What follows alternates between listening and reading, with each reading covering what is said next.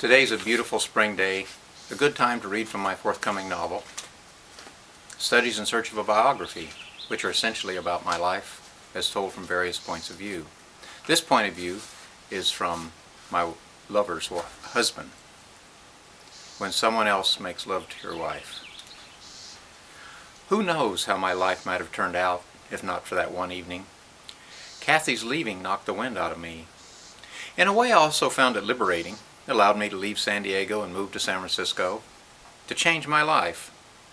I often wonder who I might be today if she hadn't fallen in love with Henry, if she hadn't asked me to move out, if she hadn't decided to live with him, if she hadn't died. If, too goddamn many ifs. And that isn't even the biggest if in my life. What if I hadn't been told I was going to die? Can anything be crueler than telling a 10-year-old kid that he won't live to see 21? I couldn't make any plans for the future. I was going to die. Jesus Christ. I challenge anyone to live after that. The doctor says, "You can die at any moment. Have a nice day." Sure helped me become well-adjusted.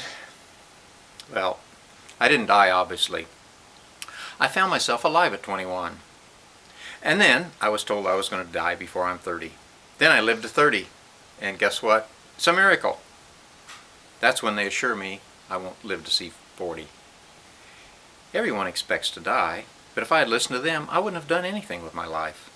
I'd like to go back and strangle those doctors. How could they be so sadistic? Or am I just extremely lucky to have defied the odds? Once I got over the fear of death, other losses, like losing Kathy, came easier, even when it tore my heart out. Mine is not an easy life. My bones creak and hurt. The pain comes and goes without relief. One gets used to it. When I tell people, some get mushy. Others treat me deferentially, and others avoid me.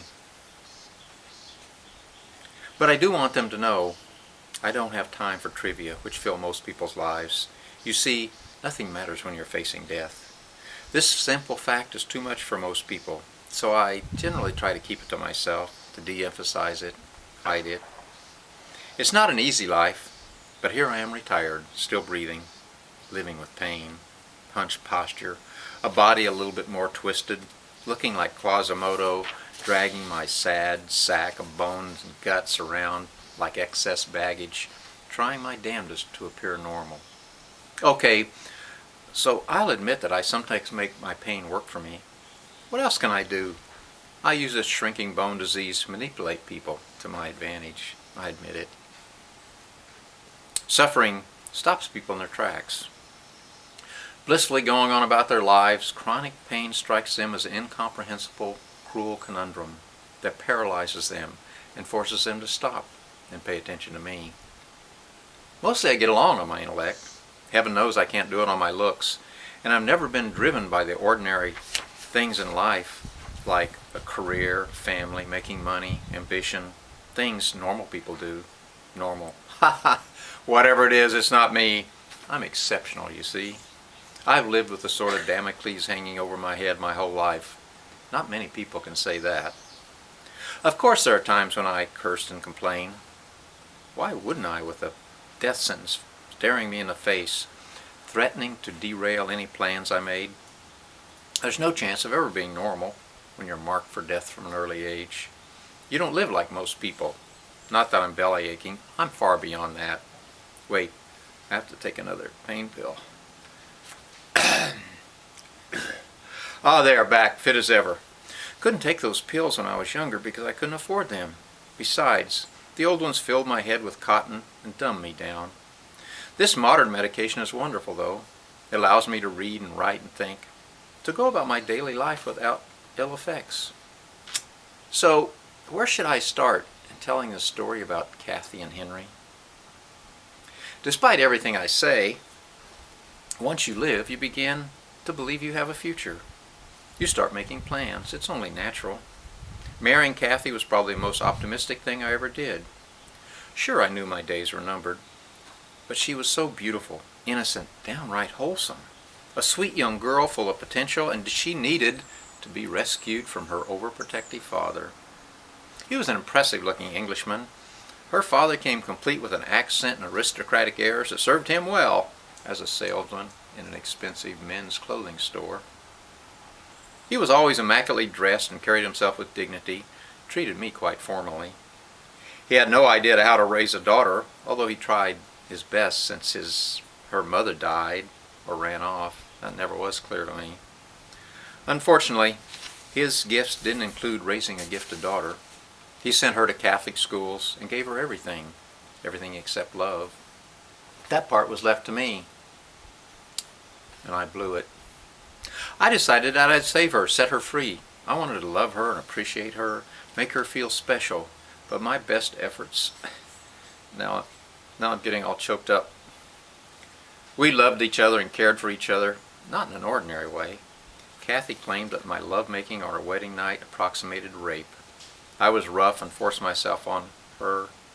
But how was I to know? I was a virgin too, hasty, driven by my own desire, didn't consider her feelings.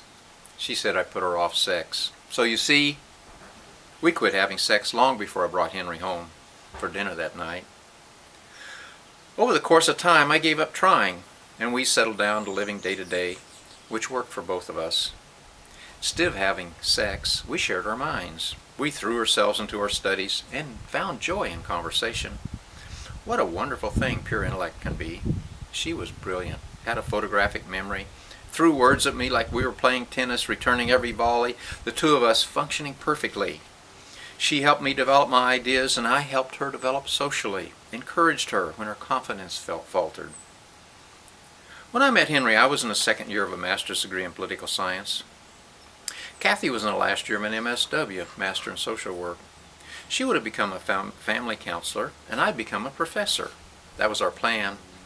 We had a little one-bedroom house with a backyard large enough for our German Shepherd Nemo, and we spent our nights together reading and studying. She made straight A's, of course, and so did I. Neither of us had a social life beyond school.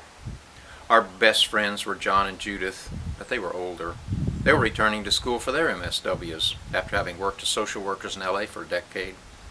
We were just too tired to go out at night after an exhausting day at school. All this changed when I met Henry. The late 60s was an energetic time, and he impressed me the first time I met him. He was bursting with ideas. He wanted to start a counterculture paper and talked excitedly about social change, about getting people involved, community organizing. Slowly, he pulled me into his orbit. There was only 3 of us at the first meeting, John being the other one. Undaunted at not attracting more people, Henry urged us to go ahead and start the first underground newspaper in San Diego. See what happens, he suggested. We'll attract others and things will work out. You'll see. We had no set plans, no money, no commitments of help. It was just the 3 of us creating something out of nothing. And it worked. Our energy galvanized people around us, and soon a half a dozen people were putting out a weekly newspaper, Good Morning Teaspoon. We had a tagline, Good morning, teaspoon, give me back my brain. Henry liked the sound of it, his twisted logic, seeing an addiction to accepted reality as similar to an addiction to heroin. Like he knew anything about heroin, or any of us did. We rejected the reality of professed Christianity and upstanding moral citizens in San Diego who cheered the bombing of villages in Vietnam, starved the poor because they didn't work hard enough, and rejected people because of their skin color or their long hair. Such basic social contradictions drove the paper, although I didn't agree with everything we printed. Henry in particular lacked common sense, running outrageous articles, attacking the police, and just asking for a reaction. That was his method. Throw a bomb and stand back to watch people react. We certainly got a lot of reaction. Hopefully we made people think too, but I sometimes wasn't sure. Sometimes I thought we merely rallied people who thought like we did. But I admired his willingness to stick his neck out. We became fast friends. Henry wasn't as smart as me or as well-read, well thought out, or as scholarly, but he was creative. His mind worked overtime connecting bits of information I'd never dreamed of connecting. He took on the sacred cows, opposed hypocrisy, and shook people out of their complacency. A good conversationalist, he held up his end of the subject and didn't try to monopolize a conversation, like a lot of people do. He was handsome, had a jaunty air, and cut quite a figure the first time he came roaring up to our front door on his motorcycle. Kathy was impressed. I'd invited him to dinner, and he and I sat jabbering away in the living room while Kathy fried up a couple of steaks.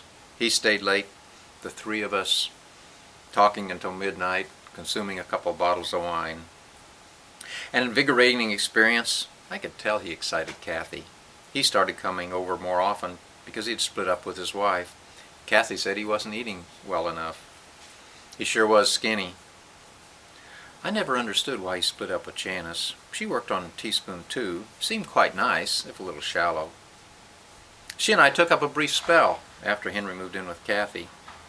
A sad affair, you might say, the two of us commiserating together over our lost mates. We slept together, but I fear my twisted body turned her off. She claimed she had left Henry because he wanted an open relationship and she didn't, although she seemed ready enough to have sex with me. At any rate, it didn't last long. I remember, too, before Henry and Kathy got together. He took up with some girl for a while. Can't recall her name. When they moved in together and Kathy and I attended a housewarming party, I recall an American flag draped over the sofa. It came from a Navy ship and was huge, covered the whole sofa. Some people felt uncomfortable sitting on it. Weren't they violating a sacred national symbol, some woman asked. I got a kick out of that. Henry soon broke up with her, but I'll be damned if I wasn't jealous. He slid into a relationship smooth as a duck taking to water. He seemed so comfortable. I'd see him talking up a woman, and he'd set her off like a lighthouse on a stormy night. She came near, he beamed, and pretty soon she was following him around, looking euphoric. The longer we worked together on the paper, the more I liked him. But when he suggested we drop acid, I demurred.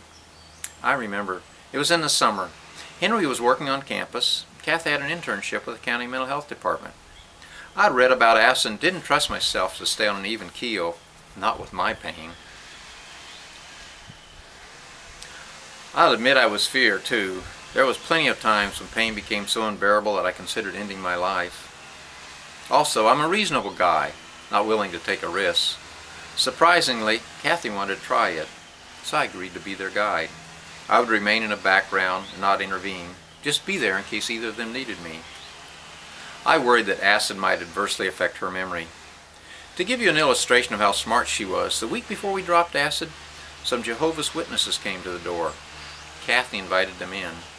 They sat there in their dated 1950 plaids, Bibles in their hands, certain that they could convene us with the power of their God. Instead, we challenged them to a little game. They would read a passage from the Bible, any passage, as long as it pertained to their particular beliefs, and we would find a similar quote in the Quran, the Talmud, the Vedas, or Confucius. Kathy and I stacked the books between us, and sure enough, every time one of them read a passage, Kathy picked up one of the holy books of the world's religions and provided a matching quote. They were astonished. So was I, frankly. What a memory she had. They claimed they had the best religion in the world, but after an hour, they gave up trying to convert us. Said they had an appointment and left, uncertainly lining their faces like a hangover. Kathy researched acid and found the opposite of my fears. No one mentioned memory loss. As a matter of fact, Tim Leary and Richard Alpert, two of the brightest psychologists in the country, advocated acid as a pathway to greater consciousness. That fit right in with Kathy's interest in world religions and psychology, and it was intriguing. Nevertheless, I'd wait and see how their experience turned out before trying it myself. Henry, of course, had already dropped acid, and in retrospect, I should have known better than to consent so readily. Kathy and I lived well together, supported each other, shared common interests, and were secure in our relationship, or at least I thought we were. Who could have known that deep down she was repressed, or that her sexuality would blossom after taking acid? I didn't, or I never would have consented. I didn't drop acid until years later, so I had no way of knowing that it could change one's life so drastically. Of course, I wanted to see her happy and supported her decision. I supported both of them. Don't regret my decision, even after it ended so tragically. Okay, thank you, and I hope you ignore the spring sounds in the background of people cleaning their lawns and the birds, and it is beautiful here. Thank you.